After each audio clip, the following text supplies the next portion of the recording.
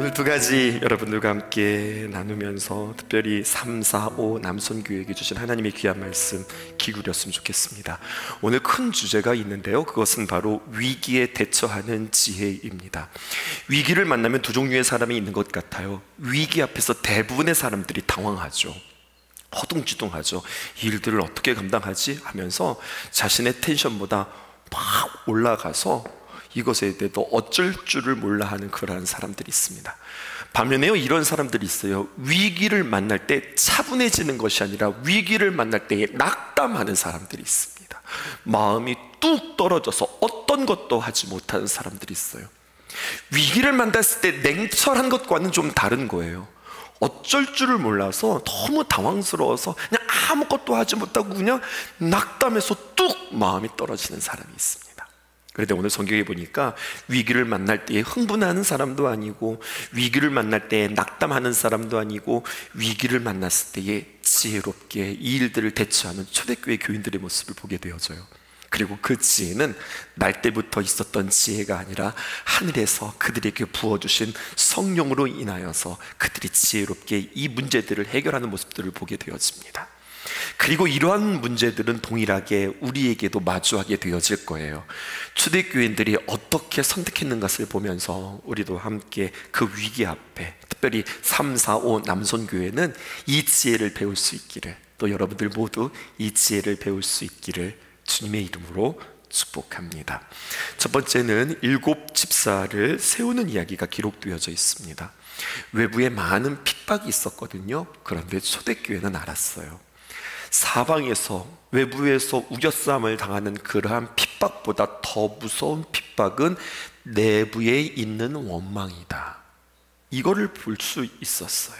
내용은 이렇습니다. 1절에 보니까 그때의 제자가 더 많아졌는데 헬라파 유대인들이 자기의 과부들이 매일의 구제에 빠짐으로 히브리파 사람을 원망하니, 이렇게 기록되어 있습니다.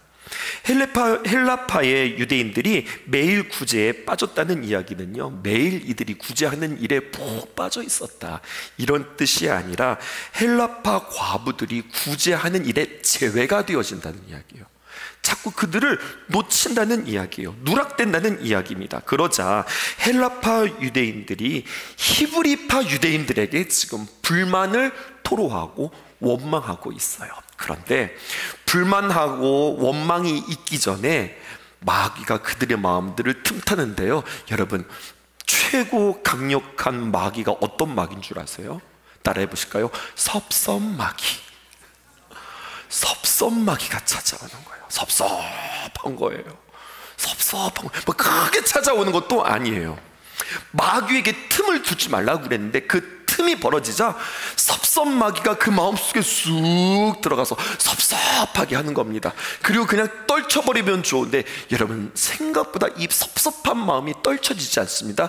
차곡차곡 기가 막히게 잘 쌓여지더니 이것은 불평이 되었고, 불평이 점점 늘어서 이것은 원망이 되었습니다.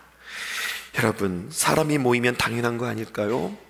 그런데 그럴 수도 있다, 아마 사람이 하다 보면, 사람이 일을 하다 보면 그럴 수 있지, 이렇게 여긴 것이 아니라 사도행전의 초대교회는, 성령에 민감했던 초대교회는 이 원망에 대해서 에이 뭐 그럴 수도 있지 하고 제쳐놓고 덮어놓는 것이 아니라 이것을 아주 민감하게 다루고 있는 모습을 보게 되어집니다. 예루살렘 교회에는 두 당파가 있었습니다. 전혀 다른 두 부류의 사람들이 있었는데요, 하나는 히브리파 그리스도인, 또 하나는 헬라파 그리스도인이에요.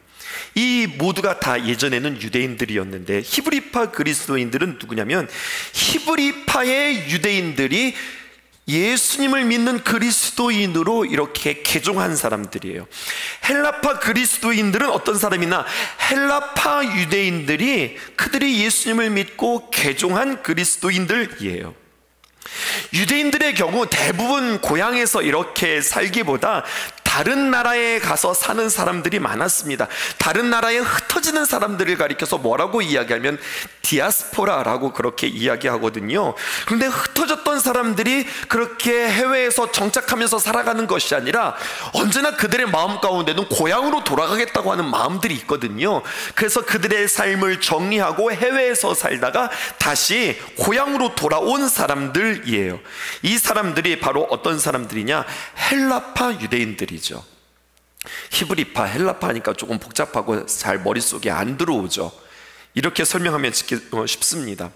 한국에서 사는데 참 한국에서의 삶이 만만치가 않았던 거예요. 그래서 어려움들이 많이 있어서 그들이 이민 갔습니다. 그리고 자녀들은 부모 따라서, 부모가 가니까 어쩔 수 없이 같이 미국으로 이민 가서 살아갈 수밖에 없죠.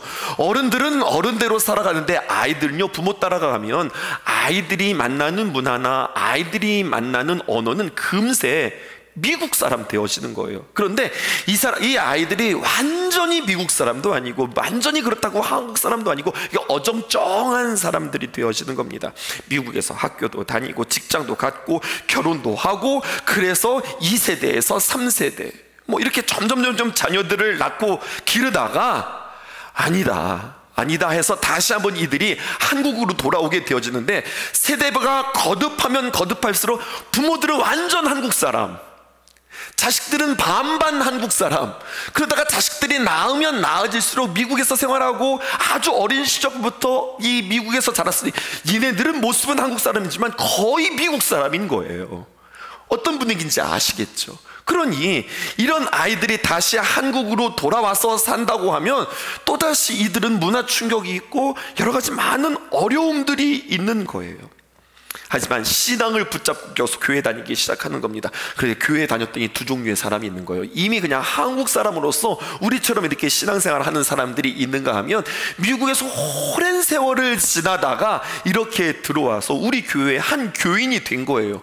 그러니까 분위기가 너무 다른 거죠. 우리는 예배 시간 하면 그래도 딱 정장을 입고 가장 좋은 옷을 입고 이렇게 딱 앉아서 이렇게 이야기하는데, 미국 사람은 너무 내추럴한 거예요. 내추럴. 아니, 미국 목사님도 오셔서 설교하는데 세상에 반바지 입고 설교하시네요. 스레파 입고서. 감당하시겠어요, 여러분? 뭐 이런 분위기인 거예요. 옷이 뭐가 중요해요? 복장이 뭐가 중요해요? 전심으로 마음으로 하나님 앞에 드리는 게 맞지. 틀리지 않아요. 하나님은 중심을 보시지 외모 보시는 거 아니거든요. 이런 마인드로 너무 내추럴하게, 너무 자유롭게 이들이 예배를 드리는데 우리는 불편한 겁니다. 예배 시간에 껌 씹고서 예배 드리는 거예요. 아니, 어떻게 예배 시간에 어떻게 껌을 씹어요? 근데 껌 씹을 수 있는 거예요. 껌 씹어가면서 커피 마시면서 아니 예배를 드리니 울그락불그락 하면서 이걸 말해야 하지 마라. 뭐 사람들이 마음이 어려워지는 거죠. 확 와닿으시죠? 지금 초대교회가 지금 이런 상황이 되어진 겁니다. 히브리파 그리스도인들이 있고 헬라파 그리스도인들이 모여서 초대교회를 이루었는데, 그런데 울그락불그락하고 서로가 맞지도 않고 정서도 안 맞고 분위기도 안 맞고 전혀 다른 거예요. 그런데 아니나 다를까 시험이 생기기 시작했습니다. 이들에게는요, 매일 구제, 함께 모여서 기도하고 떡을 떼면서 함께 귀한 교제를 할 뿐만 아니라 가만히 보았더니 참 힘들고 어려운 과부들이 있어요. 근데 두 종류의 과부들이 있는 거예요.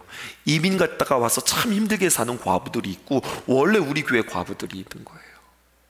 그래서 이들에게 교회에서는 함께 모여서 구제를 잘 하고 있는데, 아니 고향에 살고 있었던 이 히브리파 과부들에게는, 본토 한국 과부들에게는 아주 척척척 물건들이 잘 가고 구제들이 잘 가는데, 히브리파가 아닌 헬라파, 미국에서 이민 온 사람들에게는 자꾸만 이게 빠지는 거예요. 가지나 서운한데 섭섭마귀가 들어와가지고 이것에 대해서 불평을 하는 거죠. 원망하기 시작합니다. 불평하기 시작합니다. 원망의 소리가 들을 때에 구제에 힘썼던 여선교회나 사역자들이나 아니면 교인들이 참 마음이 어려운 거예요. 이들이 어디서 돈이 생겨서 있는 것이 아니라 이 사람들이 이렇게 구제하기까지는 자신이 땅 팔아, 자신의 재산 팔아, 정말로 자신들이 애써서 수고해서 큰 헌금을 들여서 이렇게 나누는 일인데, 도와주기는 열심히 도와주고 교회에서 일은 열심히 했는데 욕은 실컷 얻어먹는 거죠. 이거 얼마나 속상하겠어요. 우리는 땅도 팔았어, 재산도 팔았어, 맨날 식당 봉사해, 도와주면 감사함으로 받지 그걸 가지고 불평해. 작으면 작은 대로, 크면 큰 대로, 주면 받고 안 주면 아이고 오늘은 그냥 빠졌나 보다, 뭐 이렇게 생각하지. 왜 나는, 왜 우리는, 왜 자기 것들 안 챙겨주냐고 불평한다고? 이 마음들이 섭섭하니 이제는 못 받은 사람들도 섭섭한 마음이 들어오는데 준 사람들에게도 섭섭한 마음들이 들어오기 시작하는 거죠. 이게 시험이라는 겁니다. 마귀가 너무 잘하는 거예요. 어떻게 하면 받는 사람도, 어떻게 하면 주는 사람도 섭섭하게 할까? 나 요즘 섭섭하다. 눈 한번 깜빡깜빡 해보세요. 나 요즘 섭섭해. 섭섭마귀가 무슨 남편 때문에 섭섭해, 아내 때문에 섭섭해, 목사님 때문에 섭섭해, 교회 때문에 섭섭해, 남성교회 때문에 섭섭해, 여성교회 때문에 섭섭해, 예수님 사람 때문에 섭섭해. 섭섭마귀 있으신 분들 눈 깜빡깜빡 해보세요. 이 시간 예수님의 이름으로 그 섭섭한 마귀들이 다 떠나가기를 주님의 이름으로 축복합니다. 어떻게 떠나가든가 보실까요? 이런 시험이 왔을 때 이걸 감정적으로 대하지 않는다는 거죠. 감정적으로 대하면 답이 이렇게 나오는 겁니다. 뭐 이런 걸 가지고 이렇게 섭섭하게 하고 이런 걸 가지고 원망해? 불평의 소리를 듣고 뭐가 나오냐면 그 입으로 불평의 소리를 그대로 되받아쳐요. 그리고 그때 그 되받아치는 말을 마귀가 털썩 안고 쓱 디밀어내는 마음이 있으니 하지마, 하지마, 이렇게 되는 거예요. 하나님의 말씀을 듣는 게 아니라 마귀의 말을 또 철커덕 받고 안 해, 못해, 그만둬, 이렇게 되어지는 거죠. 지금 안 되는 이야기들 쭉 하는 겁니다. 성도들 간에 문제가 생기고 안 하면 그만이지, 그만두면 그만이지. 마귀는 그거 받고 하나 더 쓱 집어넣는데 어떻게 집어넣냐? 다니지 마, 떠나면 되지 뭐, 교회가 이거 하나뿐이야? 이제 이렇게 되는 겁니다. 상상이에요. 그냥 만들어낸 이야기예요. 근데 충분히 그럴 수 있죠. 마귀는요, 그냥 한 번 받아 먹고 한 번 그가 장악한 걸로 끝나지 않고 더 크게, 더 크게, 더 크게 만든다니까요. 여러분, 원망하는 말이 섭섭한 것이 원망하는 말로, 원망하는 말이 구체적인 표현들로, 그리고 그것을 인하여서 그만두고 그리고 떠나가는 것, 여러분, 이것이 해결책이 아니라는 거죠. 사탄은 끊임없이 여러 가지 마음들을 통해서 결국 우리가 막 진행했던 그것을 멈추게 만든 것이 최종적인 목표인 겁니다. 출애굽했던 이스라엘 백성들이 이렇게 섭섭한 마음이 들어오고 섭섭한 마음이 원망으로 찾아왔고 원망의 마음들이 그들의 입술로 표현되어지기 시작했는데 뭐라고 표현되느냐? 민수기 14장 28절에 이르기를, 그들에게 이르기를 여호와의 말씀에 나의 삶을 가리켜 맹세하노라. 너의 말이 들린 대로 내가 너희에게 행하리니. 이게 너무나도 중요한 거예요. 기둥숙회 시간에 우리 부목사님께서 아주 중요한 원칙 5가지를 말씀해 주셨어요. 그건 바로 무엇냐면요, 생각은 결국 우리에게 말과 행동이 되어지고, 말과 행동은요 우리에게 습관이 되어지고, 습관은 우리에게 인생이 되어지는 거예요. 잘 보세요. 내가 어떤 생각을 했느냐, 그 생각은 생각으로 그치는 것이 아니라 우리에게 말과 행동이 되어지는 거예요. 근데 이 말과 행동은 말과 행동으로 끝나는 것이 아니라 이것들이 계속 반복되어지잖아요. 그러면 이것은 우리에게 습관이 되는 거예요. 그리고 이 습관은 우리에게 무엇이 되는, 그 사람의 인생이 되는 거거든요. 그러니까 뭐가 중요한 거예요? 생각이 중요하죠. 근데 저는 거기다가 한 가지를 더 앞에다가 넣고 싶어요. 그건 바로 무엇이냐면 마음이에요. 어떤 마음에 따라서 어떤 생각이 결정되는 거거든요.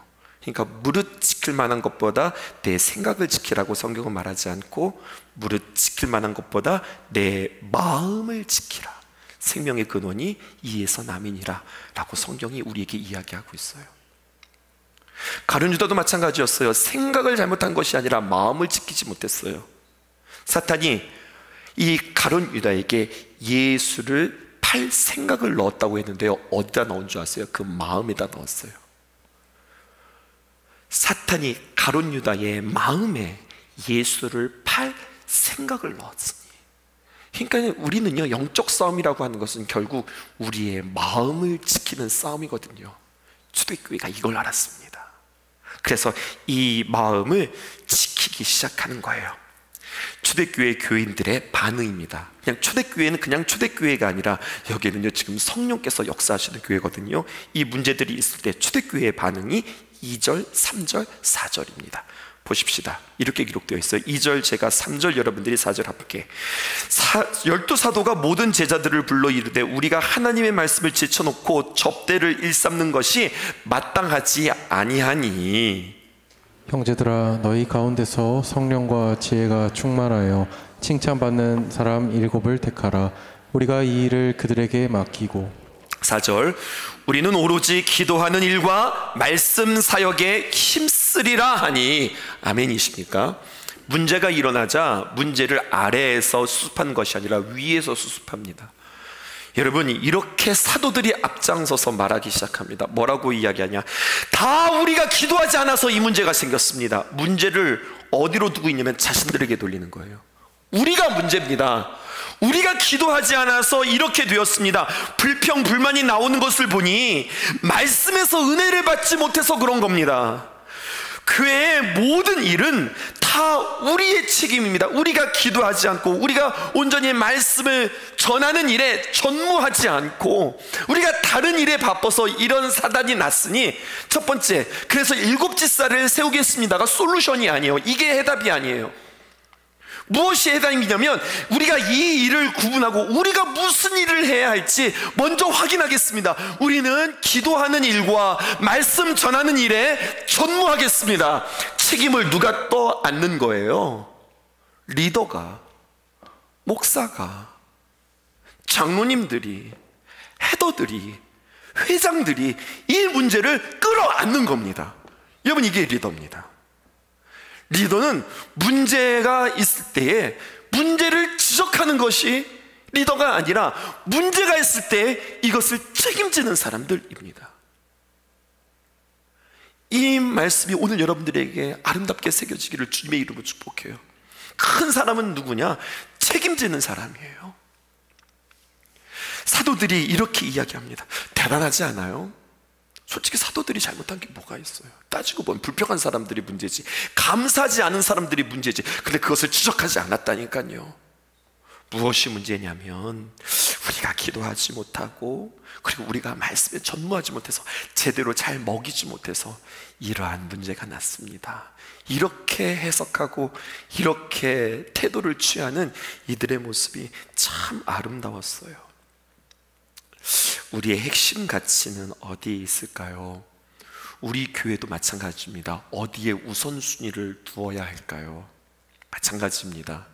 우리는 말씀과 기도에 기초하여서 귀한 사역들이 이루어지기를 주님의 이름으로 축복해요. 하나님의 귀한 말씀으로 다지고 우리가 함께 기도의 대행진을 통하여서 사역의 항해로 나아가는 이 패턴은 정말 우리에게 너무나도 중요한 겁니다. 그러니까 몸 만들고 준비해서 사역에 뛰어들고, 또다시 만들고 준비해서 사역에 뛰어들고, 이렇게 우리가 계속해서 아름답게 준비해서 나아갈 수 있기를 주님의 이름으로 축복해요. 그랬더니요, 7절에 하나님의 말씀이 점점 왕성하여. 뭐가 왕성했어요? 사람들이 점점 좀 많이 모인 것이 아니라, 재물이 많이 모인 것이 아니라, 후원들이 많이 들어온 것이 아니라 회복되어지기 시작하는데, 무엇부터 회복되어지기 시작합니까? 말씀입니다. 사도들이 기도하며 말씀에 전무하기 시작하자 하나님의 말씀이 점점 왕성하여 예루살렘에 있는 제자의 수가 더 심히 많아지고, 할렐루야! 마귀는 섭섭하게 해서 원망을 하게 하고 짜증을 하게 하고 불평하게 만들고 그만둬! 이렇게 이야기하고 나가! 이렇게 하기를 만들었는데, 이들이 이것을 분별하고 기도하고 말씀 가운데 탄탄히 세워져서, 그래서 예루살렘에 있는 제자의 수가 더 심히 많아지고 허다한 제사장의 무리도 이 도에 복종했다. 이렇게 말씀하고 있어요.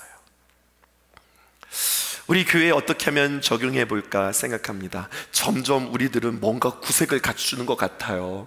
뭔가 좋은 조직들이 우리들에게 생기는 것 같아요. 그러면서 고민이 있어요. 뭔가 많아지기 시작하거든요. 그러다 보니 바빠지기 시작하는 거예요.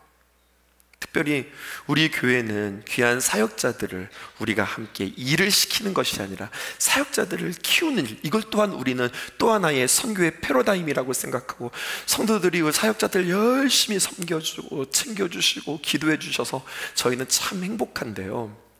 그런데 이런 고민들이 있는 거예요. 벌써 우리가 음향도 들어왔죠, 조명도 들어왔죠, 또 여러 가지 많은 예배 시스템들이 구축되어지죠. 무엇이든지 지금 다 풍성하다 보니 사역자들이 바쁜데 무엇에 바쁘냐면 기술적인 문제에 있어서 바쁜 거예요. 여러분, PPT를 넘기는 일에 있어서, 조명을 켜는 일에 있어서, 아니면 뭔가 엔지니어링을 하는 데 있어서 이것은 어떤 신학적인 소양이 거기에 반영되어지는 건 아니잖아요. 할렐루야 아멘 할렐루야 아멘 하면서 막 이렇게 키는 거 아니잖아요. 그냥 쑥 키면 되는 거잖아요. 박자에 맞춰서 탁탁탁 누르면 되는 거잖아요. 이런 것은 굳이 어떤 신학적인 어떤 소양이나 어떤 학업을 통해서 이건 배우는 것들이 아니라 그냥 기술들이거든요. 이러한 부분들은 오히려 성도님들이 더 많이 맡았으면 좋겠고, 저는 우리 사역자들에게 또 우리 귀한 성도 리더들에게 무엇을 가르쳐 주고 싶으냐면 영혼들을 품는 마음들을 가르쳐 주고 싶어요. 그러니까 사역자들은 정신 바짝 차리셔야 돼요. 무엇을 배우셔야 되냐면, 이게 중요하잖아요. 중요하다는 사인이거든요. 인사 잘하는 거.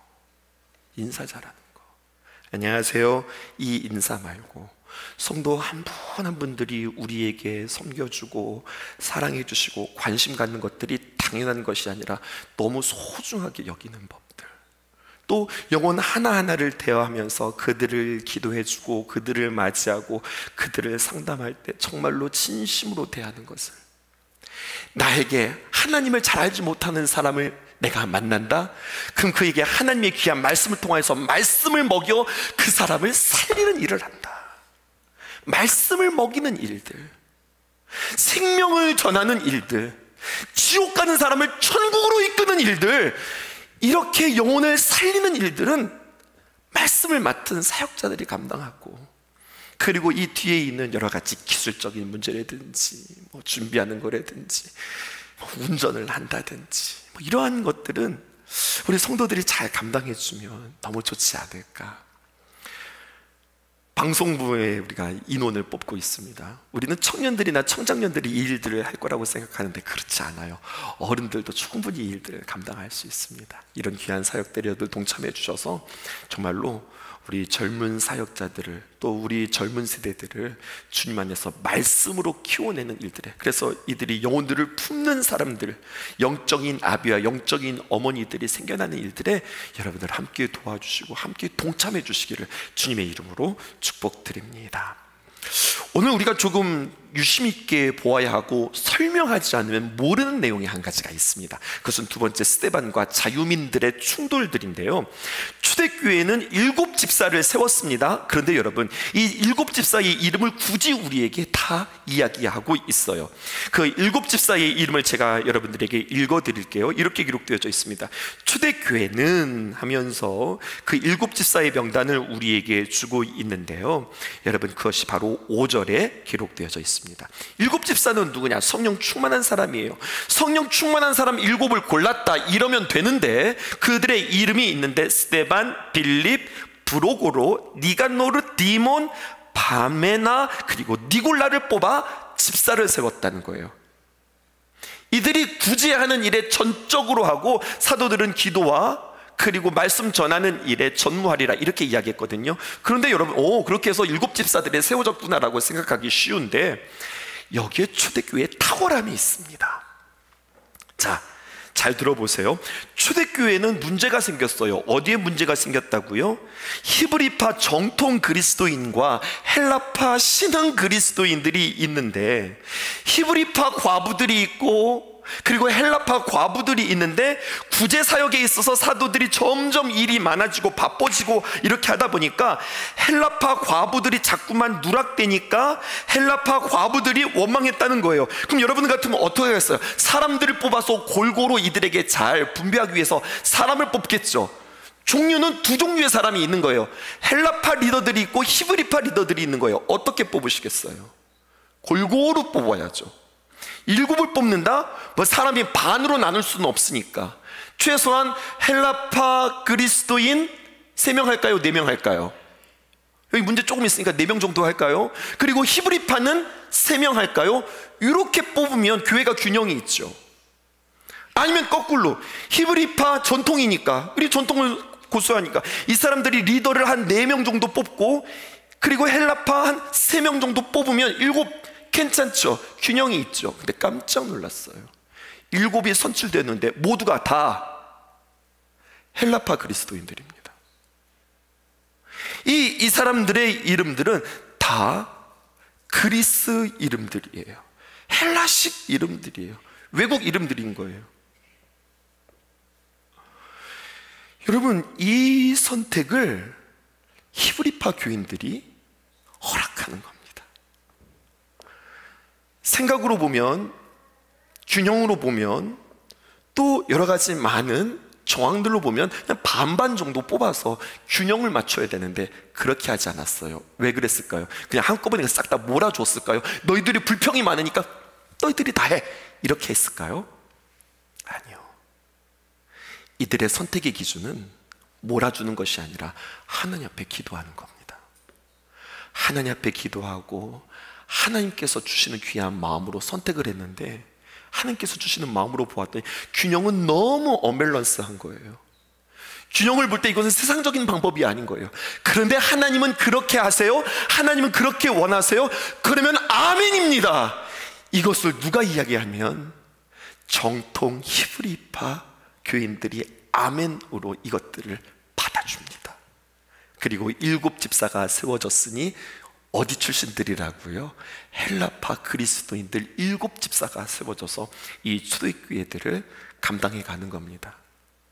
세상 말로 말하면 이렇게 되는 거예요. 굴러온 돌이 박힌 돌 빼내고 그들이 주인 노릇하는 거예요. 그러면 사람들은요, 어디? 이렇게 생각하거든요. 근데 그렇게 이야기하지 않는 거예요. 왜? 하나님이 주신 마음이니까. 여러분, 여기서 한 가지 놓치지 말아야 할 것은 늘 굴러온 돌이 하나님께서 허락한 사람들이냐? 그건 아니에요. 그건 아니에요. 하지만 하나님께서 부어주시고 하나님께서 주셨던 그 귀한 감동에 따라서 그들은 선택하는 겁니다. 그 가운데 7 집사 가운데 스데반이라고 하는 사람이 있습니다. 이 사람만 우리가 조금 더 생각해 볼까요? 스데반이 있는데요, 우리가 또 하나 놓치기 쉬운 것은 자유민이라고 하는 사람이 있습니다. 이 자유민이라고 하는 사람들은 누구일까요? 성경에 이렇게 기록되어 있습니다. 9절 말씀 보겠습니다. 8절부터 볼까요? 스데반이 은혜와 권능이 충만하여 큰 기사와 표적을 민간에 행하니, 9절, 이른바 자유민, 밑줄 치시고, 자유민들, 즉 구레네인, 알렉산드라인, 길리기아인, 아시아에서 온 사람들이 회당에서 어떤 자들이 일어나 스데반과 더불어 논쟁하더라 라는 거예요. 자유민은 누구냐면요, 이런 거예요. 종으로 있다가, 노예로 있다가 자유를 얻어서 유대인이 되는 사람들이에요. 그런데 이들이 종으로 있다가 어떻게 자유인이 되었을까? 그 근거가 무엇일까? 근거가 있어요. 무슨 법이 있냐면 유대법, 유대 전통에 의하여서 노예로 평생 노예가 아니라 그들이 풀려나게 되어지는 혜택을 얻고 노예에서 자유의 신분이 되어진 거예요. 무슨 덕분으로? 유대법으로, 유대 규례로 말미암아, 유대 전통으로 인하여서. 그렇기 때문에 이들은 무엇에 감사하고 무엇에 충실할 수밖에 없냐면 유대의 전통과 유대의 율법에 충실할 수밖에 없어요. 그런데 초대교회는 유대의 전통과 유대의 율법을 소중하게 여기지 않아요. 초대교회에서 소중하게 여기는 것은 율법과 전통이 소중한 것이 아니라 예수 그리스도의 십자가와 부활과 한 영혼이 주님을 인격적으로 만나고 변화되어지는 것, 성령 받는 것, 이게 중요한 거예요. 아니, 지금 우리한테는 이게 중요한데 엉뚱한 것을 중요하다고 여기다 보니 특별히 그것에 수혜를 입었던 자유민들은 스데반이 싫은 거예요. 그래서 거짓말을 말하기 시작합니다. 11절과 12절, 사람들을 매수합니다. 방법부터 틀렸잖아요.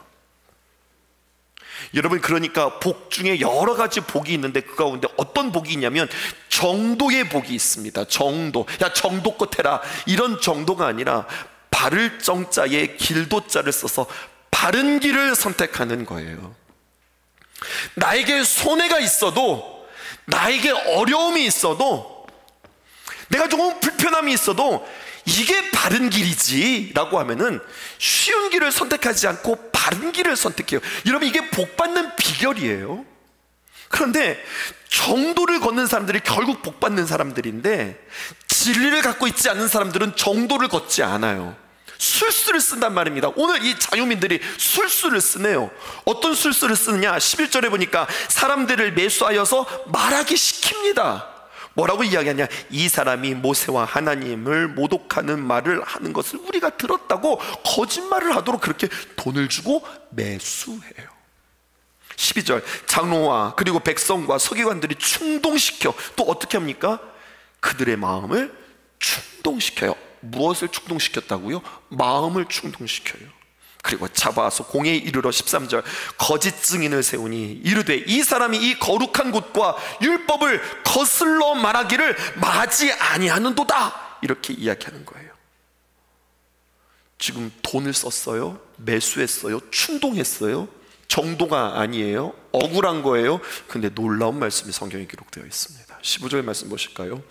공회 중에 앉은 사람들이 다 스데반을 주목하여 보았는데 억울한데요, 못마땅한데요, 지금 방법이 틀렸는데요, 그런데 스데반의 얼굴이 무엇과 같다는 거예요? 천사와 같더라라는 이야기예요. 야, 그 사람 진짜 천사 같다, 이 말은요 그 사람이 잘생겼다는 이야기가 아니에요.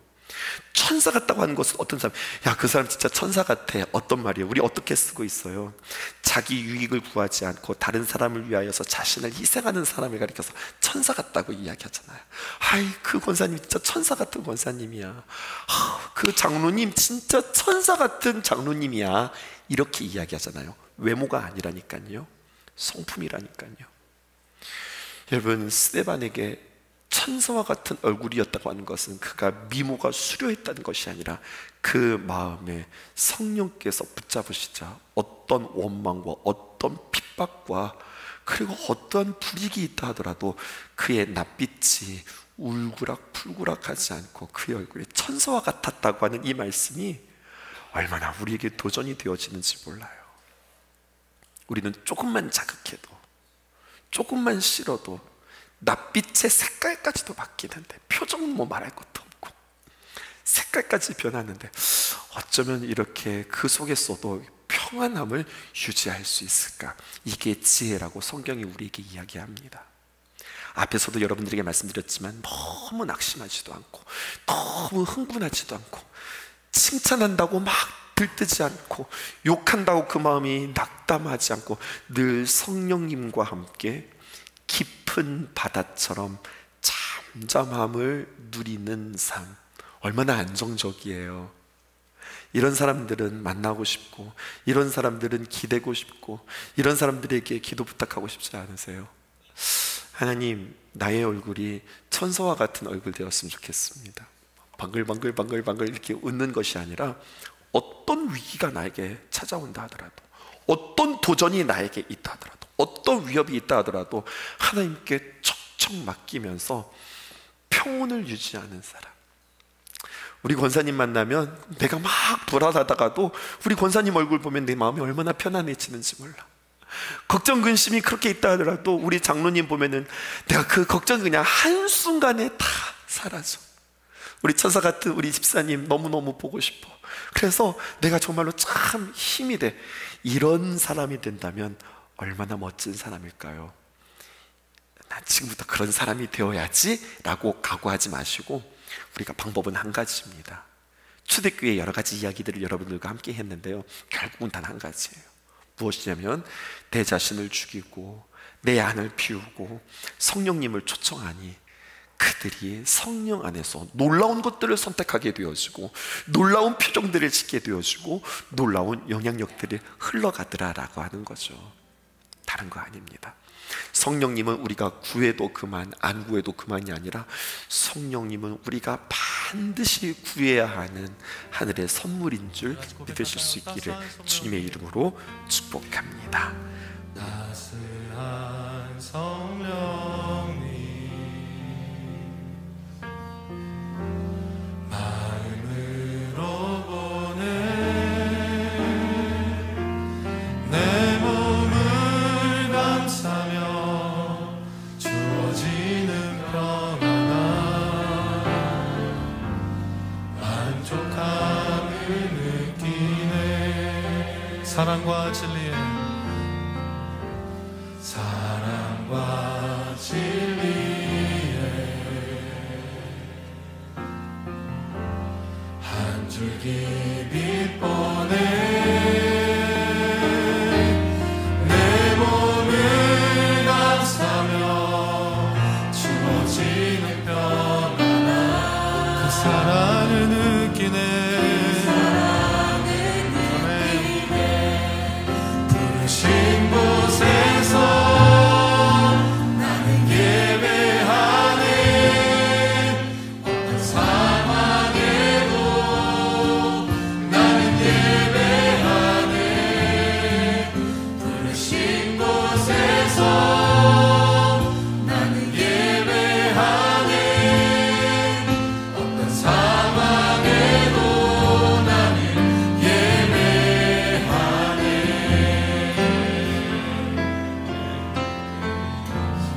따스한 성령님 따스한 성령님 마음으로 보내 내 몸을 감싸며 주어지는 평안함 만족함을 부르신 곳에서 나는 예배하네. 어떤 상황에도 나는 예배하네. 부르신 곳에서 나는 예배하네. 어떤 상황에도 나는 예배하네. 아멘. 우리가 걸어갈 때 길이 되고 내가 걸어갈 때 길이 되고 살아갈 때 삶이 되는 그곳에서 예배하네. 내가 걸어갈 때 길이 되고 살아갈 때 삶이 되는 그곳에서 예배하네. 내가 걸어갈 때 길이 되고 살아갈 때 삶이 되는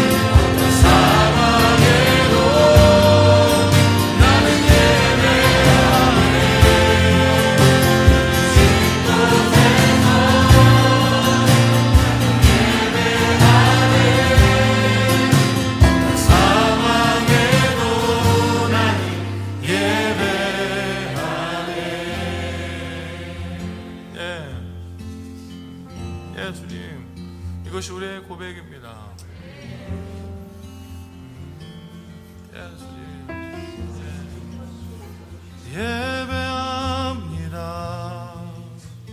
찬양합니다. 주님만 날 다스리소서. 예배합니다. 찬양합니다. 주님 홀로 높임 받으소서. 완전하신 나의 하나님, 완전하신 나의 주, 의의 길로 날 인도하소서. 행하신 모든 일 주님의 영광 다 경배합니다. 예배합니다. 찬양합니다. 주님만 날 다스리소서.